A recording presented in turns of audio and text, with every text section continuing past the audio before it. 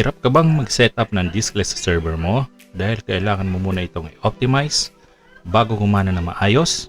Well, sakto at naligaw ka sa page na to. Hi, ako nga pala si Neil at ituturo ko sa iyo kung paano gawin ng mas madali ang pagsisetup ng diskless sa inyong mga server. Bago natin siya i-setup, dapat alamin muna natin kung ano yung system requirements ng magiging server natin. So, ito sa akin para yung pinaka-advisable para sa akin is i5, Ryzen 5 or higher processors kasi hindi lang basta-basta diskless yung trabaho ng server ko. So marami akong ginagawa. Yung iba kung wala naman ginagawa, halimbawa for diskless lang talaga, pwede na yung mga i3, yung mga ganyan. Tapos pagdating naman sa RAM is at least 16 GB. Pero 32 GB mas maganda. Tapos sa storage natin at least 3 SSD. Isa sa operating system, isa sa image, isa sa write back. Maganda nga kung nakahiwalay yung game cache pero ako pinagsasama ko na siya sa isang SSD. Tapos pwede sa game disk naman kahit ordinary na hard drive lang. Either 500 o hanggang 2 TB pwede na siya. Pagdating naman sa mga programs, ang kailangan lang natin ay Windows 10 na ISO Superlight. Yun ang ginagamit ko kasi halos lahat ng i-disable sa server naka-disable na sa kanya. Tapos syempre kailangan natin mag-Rufus para makagawa tayo ng bootable niya. So pag yung Windows 10 ISO na yung ginamit niyo, wala na kayong masyadong gagalawin sa server. Pangatlo is yung Microsoft Visual Package. Yan yung parang mga plugins para tumakbo yung isang program sa Windows, sa newly installed na Windows. So, pang-apat is iCopy 8. Version na gagamitin natin is 9.2.5.0. SQLite. Yan naman po yung ginagamit para mapalitan yung drive letter ng ating game disk pagka hindi siya tugma dun sa drive letter na inassign ninyo sa inyong drive disk. So, yan po. Ganyan na magiging itsura niya. Ako for tutorial purposes lang, gumamit lang ako dito ng isang hard drive na 512. So, partition ko lang siya. So, para magiging ganyan ang itsura ng inyong disk. Meron kayong image, may write back kayo, may game disk. Tapos, yun nga, kung gusto nyo smooth yung pag-open ng mga application ninyo, mga games ninyo, so, kailangan nyo gumawa ng game cache. Importante din. Ang pinakauna-una nating gagawin is maglalagay muna tayo ng static IP sa ating mga network. Para makapunta tayo dun, kailangan lang natin pumunta ng network and internet settings. Tapos sa Ethernet, change adapter options dito lang sa kabilang side. Tapos hanapin nyo yung inyong LAN. So ito yung gigabit LAN ko. Properties. Tapos mapupunta na po tayo dito sa Ethernet properties. Itong IPv4. Yan tayo maglalagay ng IP address. So ako, yung gateway ko, hindi tayo pare-pareho yung sa akin lang. 192.168.18.1. So, yan yung gateway ko, yung router ko. So, kung maglalagay tayo ng IP address, dapat medyo malapit lang doon sa gateway ninyo. Halimbawa, since .1 siya, dito pwede akong gumawa ng siguro mga .3, .4 pwede na. Tapos yung subnet mask natin is 255.255.255.0. Pagdating naman sa DNS, public DNS po yan, 1.1.1.1. Tapos yung alternate 1001. So, yun lang. Good to go na po yan pagka ganyan. After nyo pong magawa yan, proceed na po tayo sa installation ng ating diskless. So, eto lang naman po yung mga application. Magpo-provide po ako na application. Pero, ipipm nyo po ako sa aking Facebook page. Ibibigay ko po sa inyo itong mga files na to ng libre. So, kayo na bahala. Andyan po yung Windows 10, may Rufus na, Visual, tsaka iCafe 9.2.5. So, libre ko lang siya nakuha. Libre ko din siya ibibigay. Nakalagay siya sa zip. Pero yung password ng zip, ilalagay ko po dito sa video, ha? Kaya abang-abang lang kayo. Yung link, PM nyo lang ako. Ibibigay ko sa inyo yung link ng download. Kaya, tuloy na po tayo sa ating installation. Punta lang po tayo ng iCafe 9. Tapos, doon sa executable niya, right click nyo lang, tapos run as administrator lang po. Next lang. Next. Tapos, automatic na lalabas yung inyong IP address ng PC ninyo. Next lang ulit.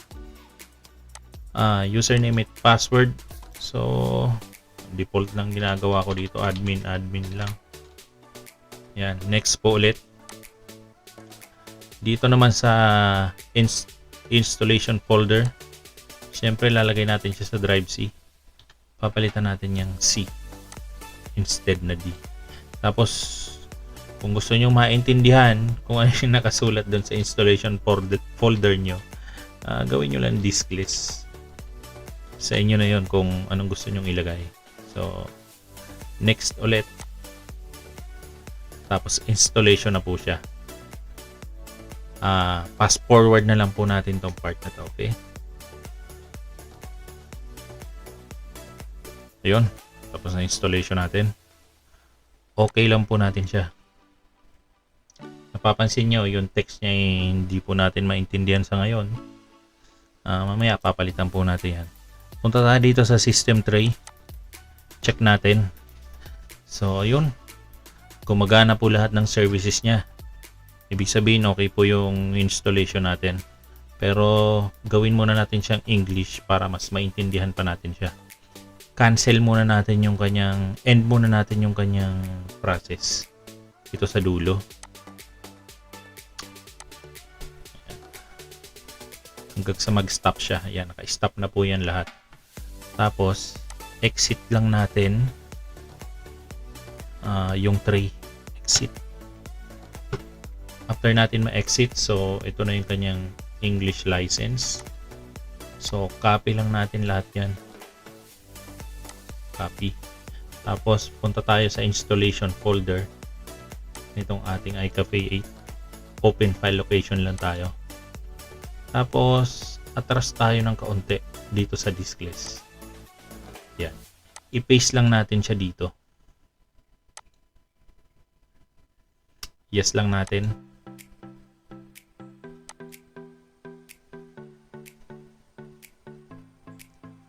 Replace file destination. So, ayun. Okay na yung kanyang English na siya. Papalitan na lang natin to ng pangalan mamaya. So, iCafe service tray. Para mabuksan natin siya manually. So, gawa tayong shortcut sa labas. Tingnan natin kung English na ba siya. So, English na po siya.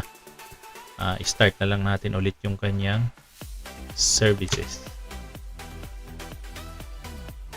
Ayan. Okay na po siya. Tapos dito naman, i-rename na lang natin siya. iCafe. Kayo, bahala na po kayo kung anong gusto nyo ilagay. So, Okay na yung kanyang tray. Try natin buksan itong iCafe 8. So ito po ang lalabas. I-okay nyo lang naman siya. Sana yun nawala. Okay. So ayun po, okay na po siya. Start na ito ng configuration wizard. Nasa inyo kung i-configure nyo na siya or hindi muna. Bali, ang gagawin po natin ngayon ay magmamanual po tayo ng setup sa ating mga drives, pati po sa ating network. Dito lang tayo pupunta ng server manage. Tapos sa all server po, double click nyo lang itong yung naka-blue na yan. Tapos lalabas na po tayo dun sa mga settings niya. Sa network, so ito po yung LAN ko. Ito yung Wi-Fi ko. So doon lang kayo sa LAN. By default, naka-check po ito. Tsaka ito naman po ay walang check. Pero lagyan nyo na rin po siya ng check. Tapos save nyo lang. Yung cache size niya, ang ginagawa ko dito, naka-2 lang ako. Dito 2 din.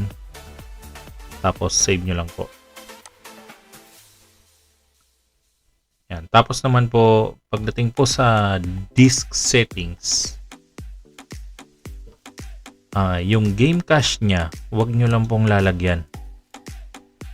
Hayaan nyo lang siya na blanco. Tapos, set na po natin yung game disk. So, ito po yung game disk natin.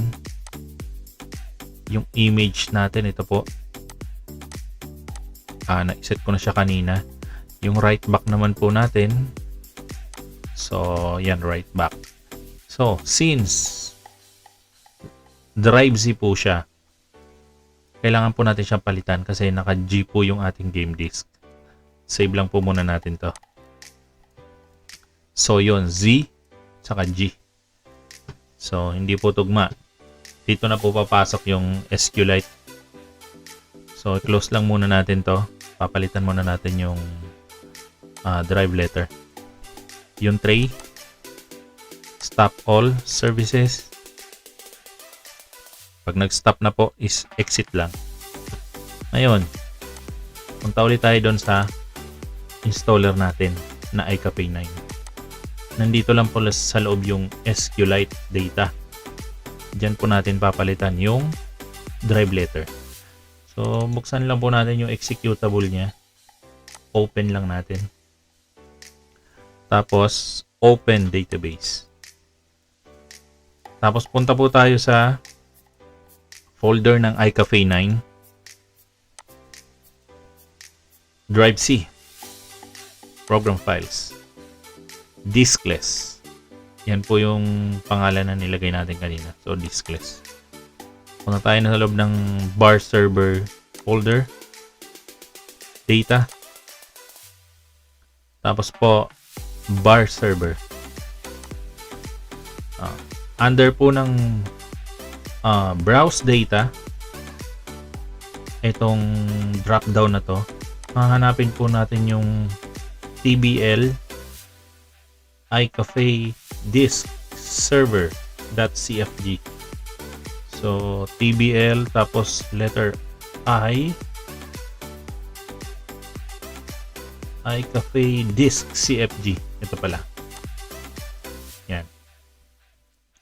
Makikita natin letter Z siya. So papalitan natin. Gagawin natin isang letter G. G. So yan, G na siya. Ngayon, hindi mo siya ma-apply dito. Kailangan mo siyang i-write. Write changes. So i-write natin. Tapos file ulit. Exit.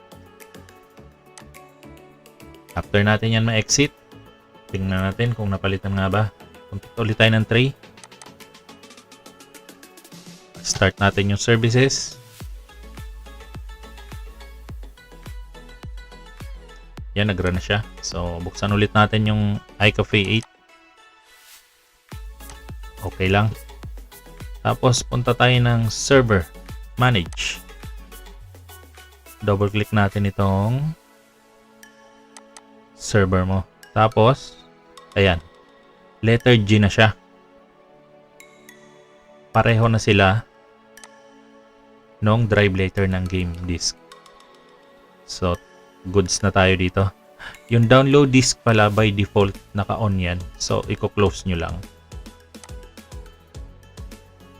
Tapos, ang susunod naman natin na gagawin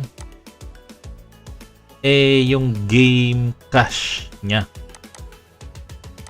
Yan, kung paano siya i-set up. Remember, hindi natin siya ginalaw dito. So, hindi siya nakalagay sa game disk or sa kahit saan. Ganito lang paggawa ng game cache drive. Yan. Titingnan lang natin dyan is yung drive letter nya. Letter H po siya yung pagkagawa ko. So, ang gagawin naman natin dito, pupunta ulit tayo sa folder sa installation folder ng iCafe 8. Open. Punta tayo doon sa installation folder. Ayan, under ng installation folder, hanapin natin ito. NetDisk Server. Bago pala yan, kailangan muna natin patayin ulit yung service. Tapos, exit natin ulit. Yan, exit na siya. Exit natin lahat. Yan, pag na-exit mo na siya, ulitin ko lang. Under ng installation folder ng disk list, hanapin nyo na yung NetDisk Server. Tapos config. Yung buffer disk, papalitan nyo lang yan kung ano yung drive letter nung game cache nyo. So, letter H. Tapos, save nyo lang. After nyo siyang masave, open nyo ulit yung inyong iCafe service tray. Start nyo lang ulit siya.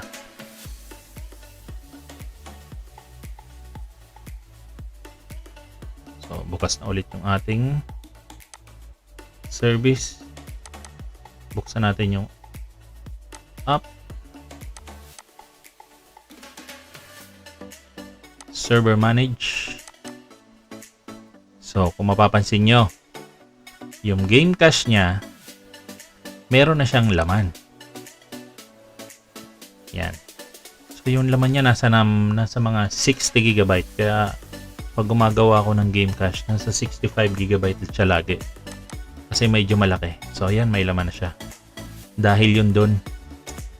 Ang mangyayari niyan, kapag meron kayo niyan, mas mabilis po magbukas yung mga application sa client side kapag naka-on po yung inyong game cache. So, yun ang kagandahan niya. So, okay na po. Hanggang dito na lang muna tayo. Okay na yung setup ninyo. Ang kulang na lang dyan is yung paglalagay ng image para doon sa client side. Which is yun ang gagawin natin sa susunod na video. Okay? Ulitin ko po. Yung file, kung gusto nyo po makakuha nitong mga files na to, i-PM nyo lang po ako sa page. Ilalagay ko lang po sa description. Tapos, yung password, lalabas na lang po dito sa video. Okay? Para alam ko rin kung ilan yung nakatapos ng video natin. Yun lang po. Maraming salamat. Bilang tulong nyo na lang po sa ating channel, maaari lamang pong paki-like na lang po at follow ang ating Facebook page. Ako lang yan, tutorials. At paki-subscribe na lang din po sa ating YouTube channel. Same lang po, ako lang yan, tutorials. Salamat!